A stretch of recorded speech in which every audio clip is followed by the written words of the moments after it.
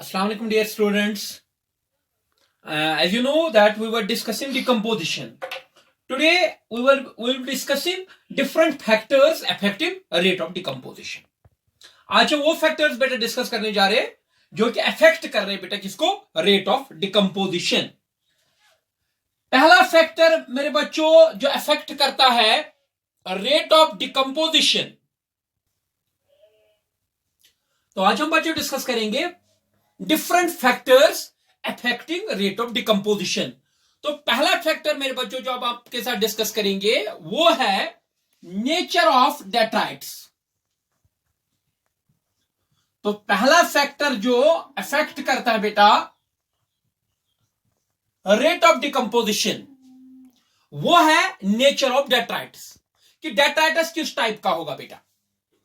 तो यहां पर मैं आपको बता दूंगा बेटे, if detritus is rich in, याद रखो, if detritus is rich in, अगर डेट्राइट्स के अंदर होंगे, if detritus is rich in complex hydrophobic substances like, अगर डेट्राइट्स रिच होगा इन लिग्निन,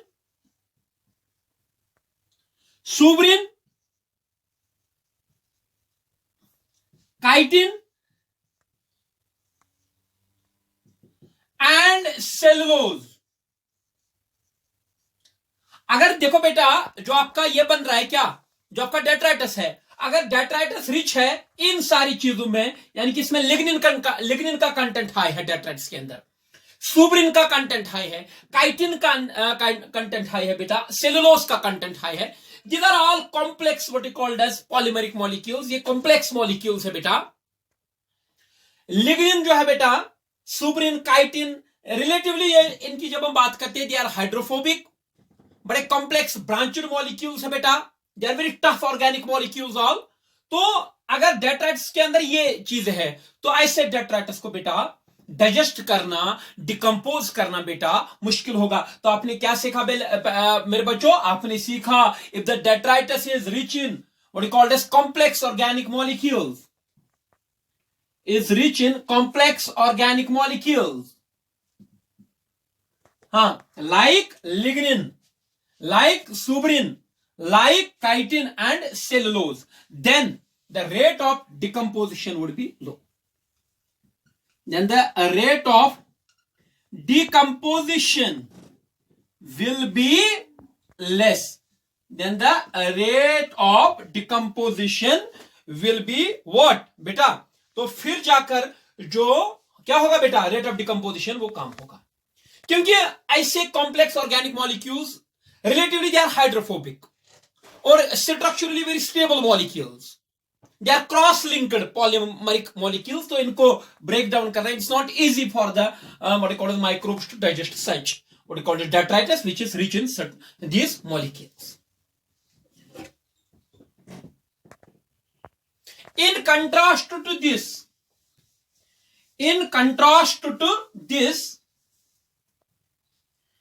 in इसके contrast में, if detritus is rich in nitrogen containing compounds या nitrogen containing compounds like nucleic acids,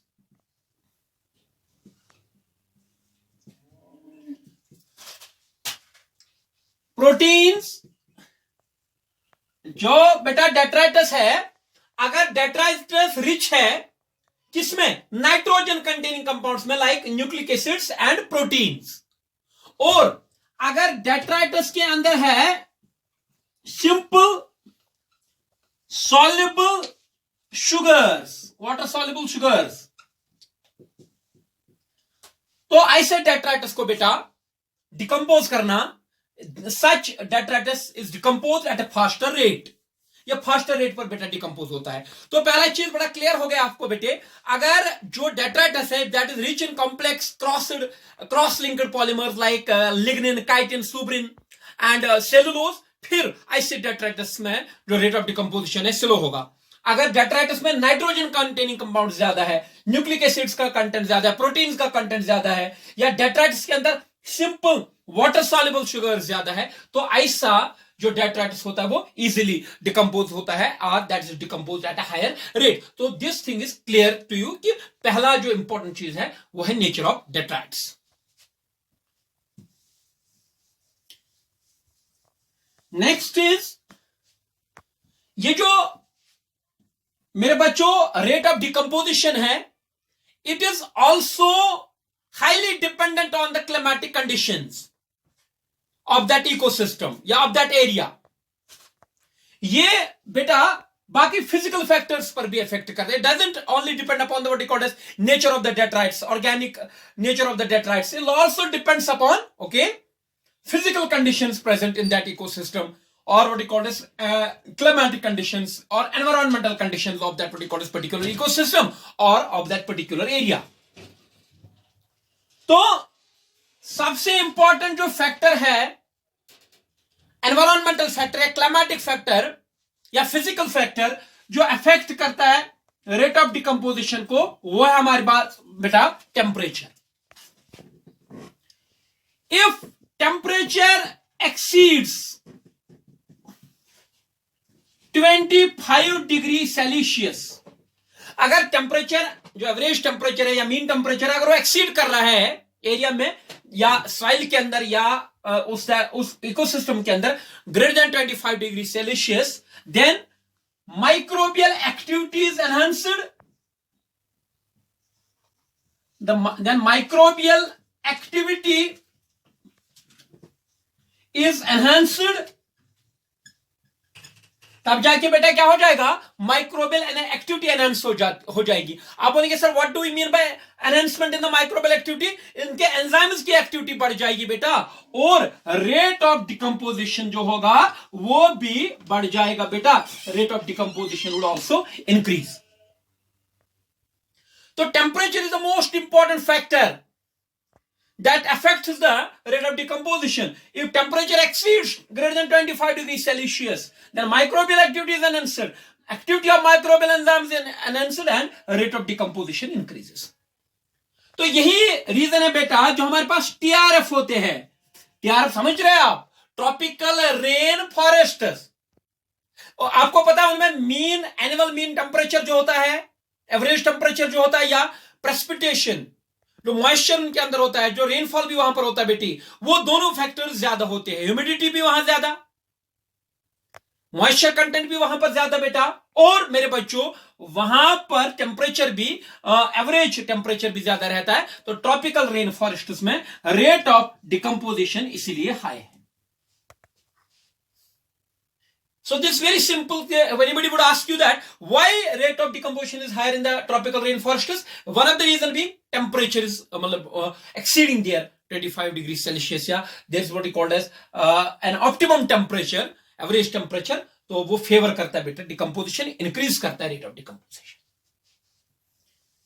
Likewise, if temperature is less than 10 degrees Celsius, अगर किसी area में या किसी इकोसिस्टम में टेम्परेचर जो है बेटा वो है कितना, less than 10 degree, what you called as 10 degree Celsius, microbial activity diminishes, microbial activity declines and rate of decomposition also decreases.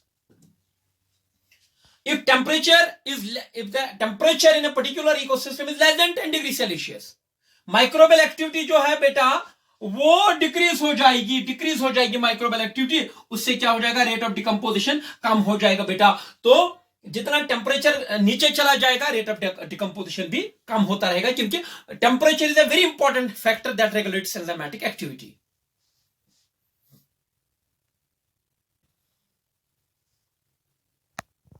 Okay बेटा,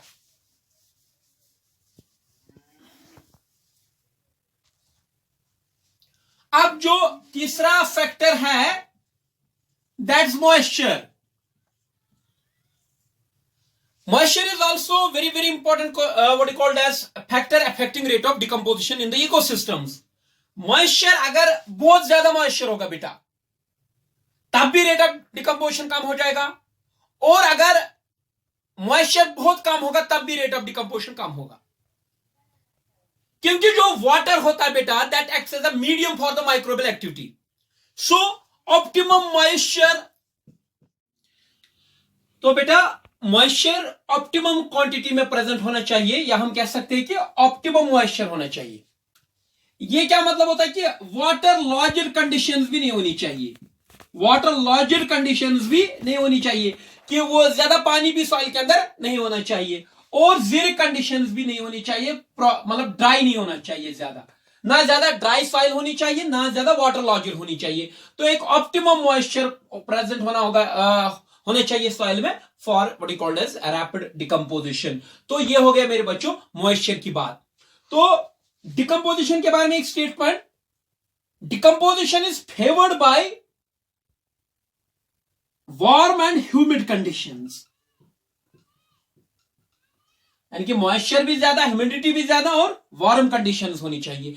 तो I would what called as repeat my statement, decomposition is favoured by warm and humid climatic conditions, warm और humid conditions होनी चाहिए बेटा for decomposition.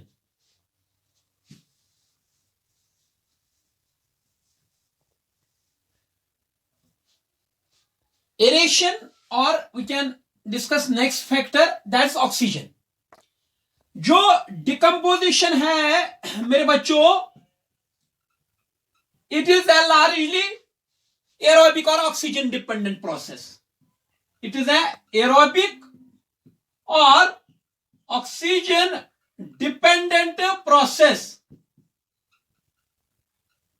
जो decomposition है largely ये aerobic और ऑक्सीजन डिपेंडेंट प्रोसेस है, largely. There may be some even anaerobes involved in the decomposition, ऐसी बात मैंने नहीं की, और लार्जली ये जो है इट इज एरोबिक और ऑक्सीजन डिपेंडेंट प्रोसेस। जितना ऑक्सीजन का, if oxygen concentration is high, oxygen concentration is high और एरोबिक कंडीशंस आर देयर, और aerobic conditions are there, rate of decomposition would be high. Aerobic conditions के अंदर अगर oxygen की मात्रा ज्यादा है, कंसंट्रेशन ज्यादा है, एरोबिक कंडीशंस है, तो रेट ऑफ जो डिकम्पोजिशन वो ज्यादा होगा। एनएरोबिक कंडीशंस अगर होंगी, अगर मेरे बच्चों एनएरोबिक कंडीशंस होंगी तो रेट ऑफ डिकम्पोजिशन कम होगा। अगर देखो वाटर लॉजिंग से क्या होता है, एयर जो सॉइल में होता है वो रिप्लेस हो जाता है, या सैलिनिटी की वजह से अगर ज्यादा सॉइल में तो ऑक्सीजन जो होता है वो कंज्यूम होता है। शॉर्ट में कहना यह है कि अगर सॉइल के अंदर एनारोबिक कंडीशन रहेगी, जो रेट ऑफ डिकम्पोजिशन है ऑब्वियसली कम हो जाएगा बेटा। तो that's my dear students all about the factors affecting rate of decomposition. So rate of decomposition is affected by nature of the what you call detritus. It is dependent on the physical conditions like temperature, moisture and oxygen. तो ये सारी हमने चीजें discuss कर ली बेटे, तो that's very very important. अब एक चीज बेटे मैं आपको यहां जाते जाते एक चीज सिखाना चाहूंगा कि what is difference between detrivores and decomposers. देखो पहले मैं बता दूं डेट्रिवोर्स में कौन आते हैं, इसमें आते हैं स्मॉल इनवर्टिब्रेट्स, यानी कि इसमें एनिमल्स आ जाते हैं स्मॉल इनवर्टिब्रेट्स। लाइक मैंने आपको अर्थवर्म की एग्जांपल दी थी कल, they are called as farmers friends because they make the soil loose और फ्रेगमेंटेशन में भी मदद करते हैं। अर्थवर्म है, we have what called as earthworm के साथ साथ हमारे में कल भी मैंने आपको बोला carrion flies we have, termites we have. लेकिन जो डिकम्पोजर्स होते हैं they are micro organisms, that is bacteria and fungi.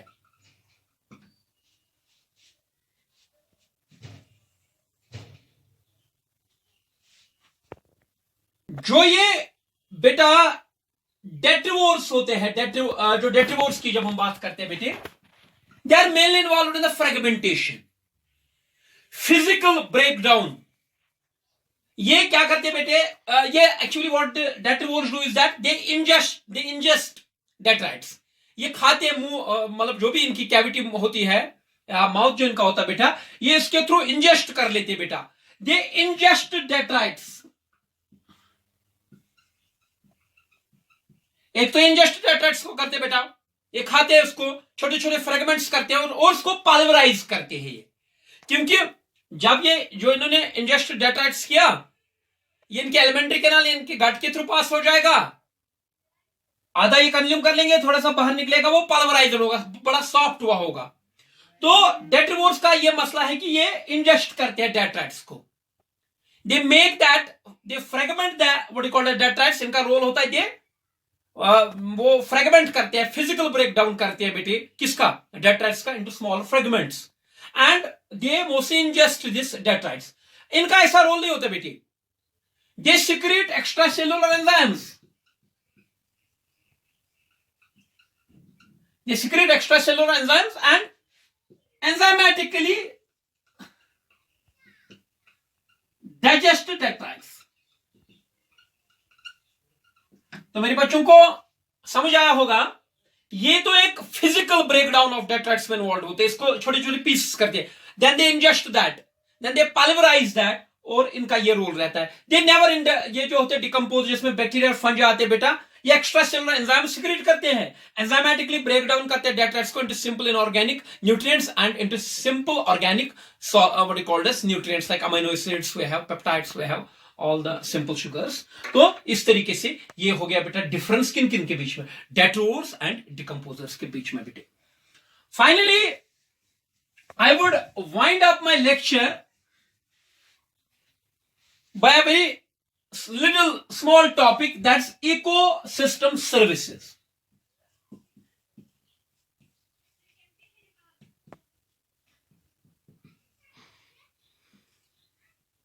देखो बेटा, इकोसिस्टम में डिफरेंट प्रोसेसेस होती है, और उन डिफरेंट प्रोसेसेस से एक तो हमें डिफरेंट सर्विसेज मिलती है और डिफरेंट प्रोडक्ट्स मिलते हैं बेटा, जिनको हम कलेक्टिवली बोलते हैं इकोसिस्टम सर्विसेज। समझ रहे हैं आप मेरी बात को?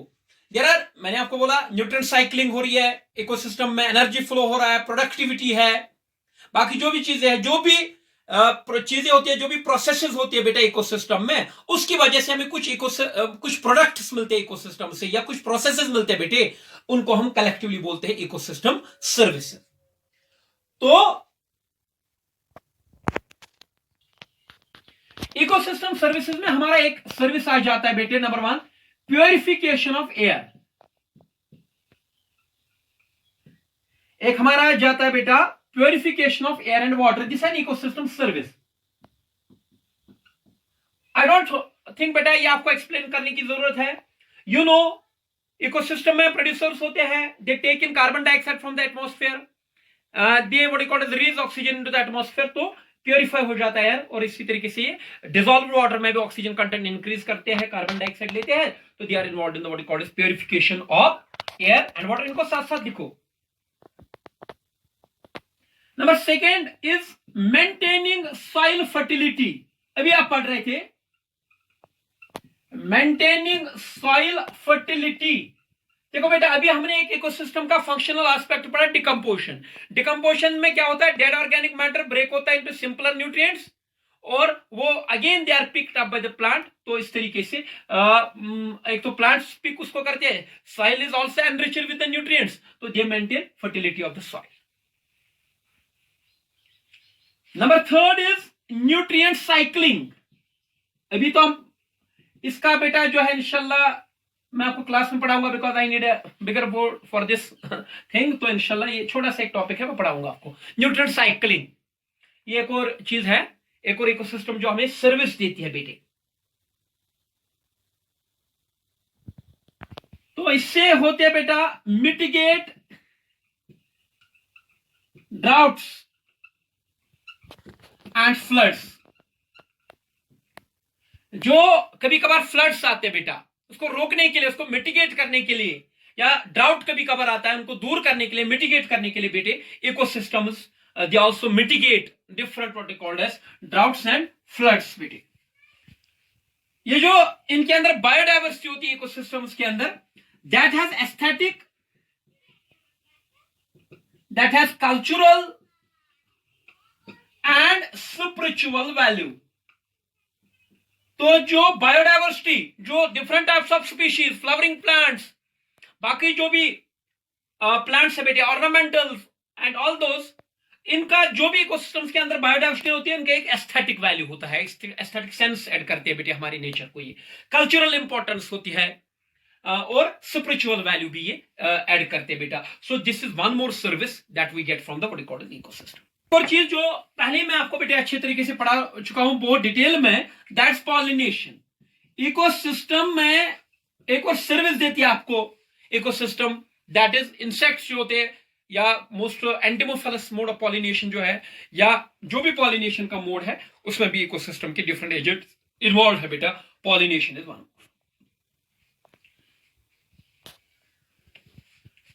Next is habitat for wildlife. Habitat for wildlife, जो हमारे इकोसिस्टम्स है बेटे, they provide habitat for the what, wildlife. Habitat for the wildlife and maintaining biodiversity. मैंने ऑलरेडी आपको प्रीडेशन में पढ़ाया, जो इकोसिस्टम्स होते हैं, they show homeostasis, they maintain what is called as species diversity और they help in maintaining biodiversity बेटे। ये सारे सर्विसेज है जो हमें कहां से मिलती है बेटे, इकोसिस्टम से मिलती है बेटे। इकोसिस्टम जब ऑपरेट करते हैं, फंक्शनल एस्पेक्ट, स्ट्रक्चरल कंपोनेंट्स की वजह से हमें ये सारे सर्विसेज मिलते हैं बेटे। And very very important point is that we get all these what you called as services free of cost. इसके लिए हमें कोई पे नहीं करना पड़ता बेटे। जैसे हम कोई ऑक्सीजन सिलेंडर मार्केट से लाए, how much we have to pay for that, huge amount. मगर ऐसी ये जो जितनी भी सर्विस है, टिम्बर है, फूड है, जो भी सर्विस है इकोसिस्टम से जो हमें मिल रही है, यार free of cost. Now my dear students, एक फेमस इकोलॉजिस्ट है रॉबर्ट कॉन्स्टेंजा। ये एक फेमस इकोलॉजिस्ट है। He put a price tag on ecosystem services.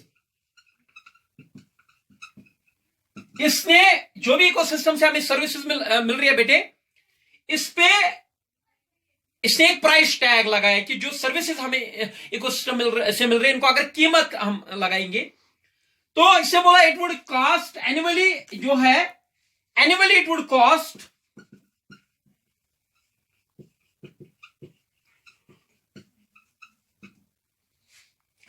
$33 trillion US। तो अगर हम इकोसिस्टम सर्विसेज का जो है बेटे क्या लगाएंगे, टैग, प्राइस टैग लगाया गया इस पे कि जो सर्विसेज दे रहे हैं, अगर हम इनको पे करना पड़ता तो it would have been annually, ये कितना पे करना था, दैट इज 33 ट्रिलियन US।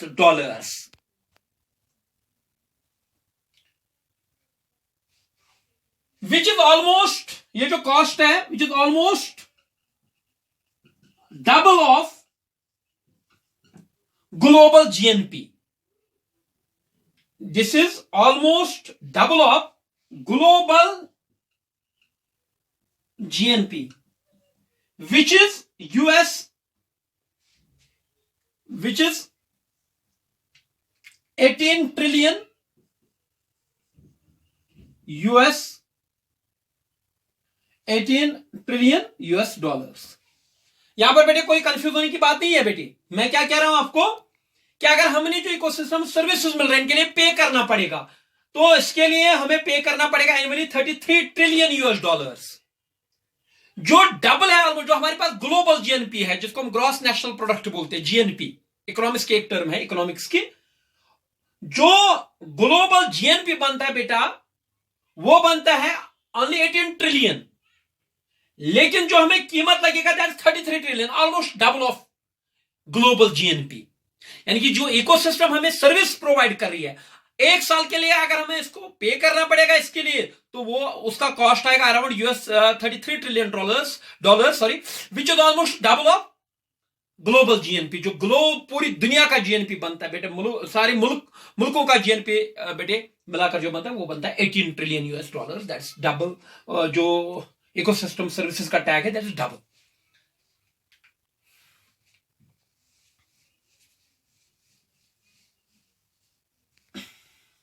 जो मैक्सिमम प्राइस हमें पे करना पड़ता, मैक्सिमम प्राइस जो है, मैक्सिमम प्राइस जो लगता है बेटे दैट इज 50%। जो हमने भी बोला प्राइस टैग, उसका 50% लग जाता in the soil formation.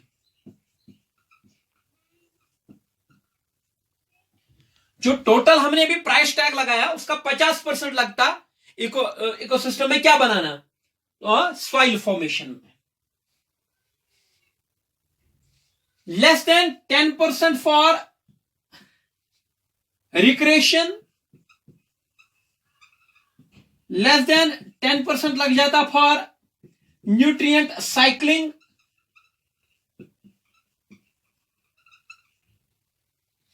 Habitat for wild life,